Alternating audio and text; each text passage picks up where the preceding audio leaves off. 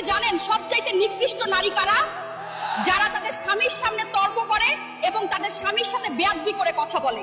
আর যে নারী তার স্বামীকে অশ্রদ্ধা করে কথা বলে, যদি সুখের সংসার চান আপনার স্বামীকে শ্রদ্ধা করতে শিখুন। পুরুষের সবচেয়ে বড় স্বপ্ন তার পরিবার।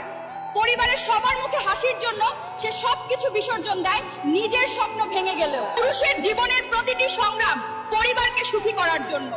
অভাব থাকলেও সে হাসি বিলায়, ক্ষুধার্ত থেকেও খাবার তুলে দেয়। যে স্বামীর প্রতিটি ঘামের ফোঁটায় পরিবারের ভবিষ্যৎ গড়ে তোলে, তাকে অবহেলা না করে ভালোবাসায়, সম্মান আর শ্রদ্ধায় ভরিয়ে দেন। কারণ স্ত্রীর সম্মানই হলো স্বামীর আসল শক্তি, আর স্বামীর ভালোবাসা হলো স্ত্রীর সবচেয়ে বড় ভরসা। আমি একজন নারী হয়ে বলছি, স্বামী শুধু সংসারের চালক নয়, সে আমাদের আনন্দের সূর্যরশ্মি এবং আশার আলো। যদি তাকে সম্মান করেন তবে পরিবার আলোয় ভরে উঠবে।